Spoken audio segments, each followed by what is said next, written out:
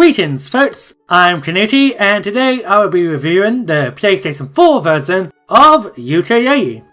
Yooka Laylee was a Kickstarter project started by Playtonic Games, which instantly met its goal, becoming one of the most successful funded Kickstarter projects. Playtonic Games was founded by former Rare developers who were known for classics in the 90s, including Banjo-Kazooie, GoldenEye, Killer Instinct, and my favourite trilogy, the Donkey Kong Country series. They were a big deal as they basically contributed to the Nintendo 64's success. Their objective for this game was to capture the same magic as the Banjo-Kazooie series and to bring 3D platformers back on a map. During the late 90s and early 2000s, 3D platformers were everywhere, but during the 7th console generation, there were only a few.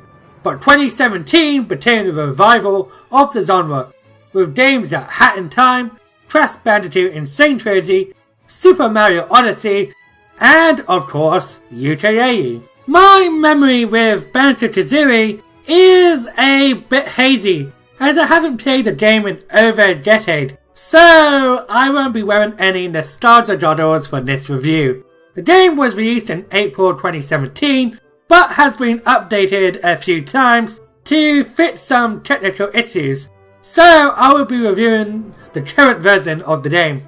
With that in mind, let's dive into the world of Yooka Laylee. The story begins with the two villains of the game, Capital B and Dr. Quack, who steal all the books in the world using a device known as the Novelizer 64. One of the books that was stolen was Laylee the Bat's magical book that is said to manipulate the universe. Before Capital B and Dr. Quack's plan come into fruition, the magical book's pages scatter across multiple worlds, and it's up to Yooka and Laylee to collect the pages and save the universe. I would normally talk about the ending, but honestly there isn't much to talk about the plot. It's a pretty simple stop the bad guys and save the day kind of story, which isn't bad as it's not what you play Yooka Laylee for. It's about everything else. The main characters are enjoyable, with my favourites being Dr. Quack and Trousers the Snake, who got a few laughs out of me. The two main protagonists bounce off each other nicely, with Yooka being a calm and caring hero, and Laylee being sassy and cynical. However, I feel besides a lot of the NPCs didn't stand out in my eyes, and just felt nowhere near to make the worlds felt like they were lived in. The game is basically a parody of other games, which is a hit or miss with me. Some moments were pretty funny, like one of the pages you get is trapped in a cage, but it turns out the page is able to go through the bars. But moments with Vextro just felt a bit forced, and I kinda felt his existence was there to remind me of the days of old.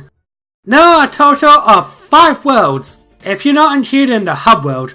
These include your Green Hills, Icy Caverns, Swamp, Casino, and Space World, which are colourful. Oh no, with the plot being about books and pages, I felt that Playtonic Games had a missed opportunity. I felt it would have been great for each world, and characters in them being related to multiple book genres or stories. Like, imagine having a world that was inspired by Alice in Wonderland, or a fantasy world filled with dragons and wizards. There were so many possibilities they could choose from, and each world could connect to the overall plot. If they return to make another installment, I hope they go for this direction. The character models and animations look great, and fits well with the game's comical theme. The music still has that old Rare charm too. That is thanks to the composers who worked on previous Rare games like Steve Burke, Grant Kirkhope, and David Wise, who all do a splendid job. The music for the worlds in the games are performed by Grant Kirkhope, who gives off a whimsical vibe. I love how the music changes tone when you go underwater or enter a different location. However, my favourite pieces are the minecart tracks, performed by David Wise. I'm quite biased towards his work, as the Donkey Kong Country franchise is one of my favourite soundtracks ever.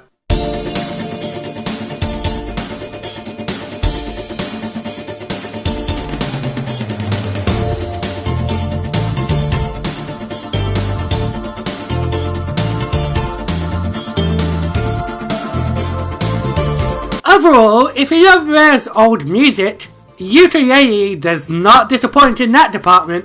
One of the biggest complaints I heard when the game came out is that the characters made grunt noises during dialogue that dragged on way too long and was irritating to listen to. But thanks to the updates, you have the option to sort in the dialogue sounds, making it more bearable, and you can actually skip the dialogues if you desire to do so. Personally, I would have loved if Playtonic Games tried voice acting again. I mean, they've done it before with Contest Bad Fur Day and Star Fox Adventures. I feel that those voices gave a certain British charm to those games, and I feel that Yooka Laylee would have benefited the same if voice acting was included.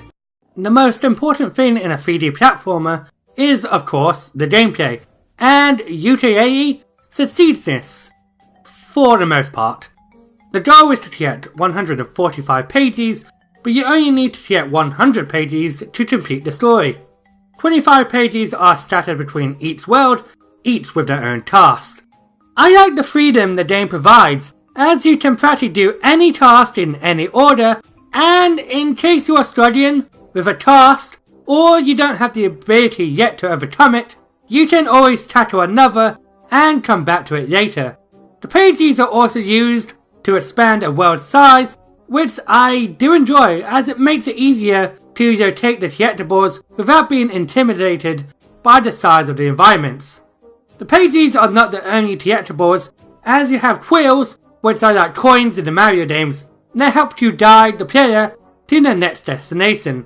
These quills are also your currency to buy new abilities from trousers. These range from allowing Laylee to shoot sonar blasts and the Dira to perform the spin dash. I like it when you start out with the bare minimum, but gradually you become more powerful, yet in new moves like a Mega Man or Metroid. I feel like this game is rewarding me with new moves. The abilities in Yooka Laylee are pretty great and control well for the majority of the time. Both Yooka and Laylee play like how a chameleon and a bat would act. Yooka is able to use his tongue to grab fruits that allow him to shoot ice projectiles, spurt water, and breathe fire temporarily. He can also use his tongue to change various colours, which allow him to skate on slippery terrain, glow in the dark, or make him heavy. Laylee is able to fire sonar beams as well as carry Yooka for a longer distance, and later in the game able to fly for a short period of time. A lot of their abilities are used well for various puzzles and obstacles. However, the same cannot be said for the transformations, which are only used for 1 or 2 pages in each world. Collecting pages in this game can be fun, and I do enjoy the tasks that test your abilities and skills that you learn throughout the game, but there are some tasks that were either a bore or frustrating to complete.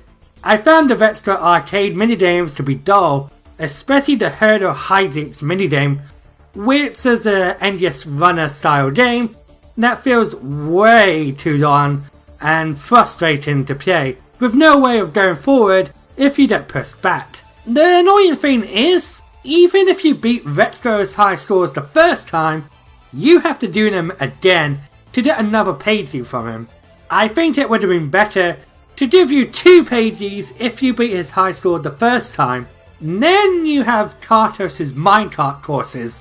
While I love the music for these courses, the controls are a nightmare. You have no control on your jumps unless if you use the brakes, which net and your cannons need to be charged. I found myself getting hit by enemies without seeing them, and sometimes the cannons go off course and misses an enemy in front of me. The worst thing about the Tartarus courses is that one of them ends with one of the worst boss fights I've ever witnessed in a game. You have to fight a security robot, which is combined with the poor minecart controls and the long tedious phases with hard to predict bomb placements. In fact, out of all these bosses, there was only one I found enjoyable. The rest were either mediocre or terrible. Thankfully, like I mentioned before, You don't have to do these mini-games or bosses to beat the story, and the majority of the pages you collect are rewarding. Unfortunately, you do have to participate in 3 quizzes in order to reach the final boss. It's not as bad as the minecart challenges, but some of the questions are absurd. Like during my first quiz, I was asked how long I was playing, and the answers varied from 2 hours and 17 minutes to 2 hours and 16 minutes. Yooka-Laylee's humour is a mixed bag for me, but as a platformer, the game is enjoyable. Controlling the duo feels nice, and the tasks that require your natural abilities are fun, but when playing the minecart courses and the arcade minigames, I was either frustrated or just bored out of my mind. If Playtonic bring back the duo, I hope they focus on the core gameplay and just avoid the arcade games. The minecart courses had potential, but the controllers just ruined it for me. It's not a game that I would recommend everyone playing, but if you love 3D platformers and are craving for more, I would suggest picking up Yooka Laylee, especially that you can find it incredibly cheap online. I wish all the best for Playtonic Games, and I would love to see what they have in store next time. This has been Tanooki, and I hope you have a wonderful day.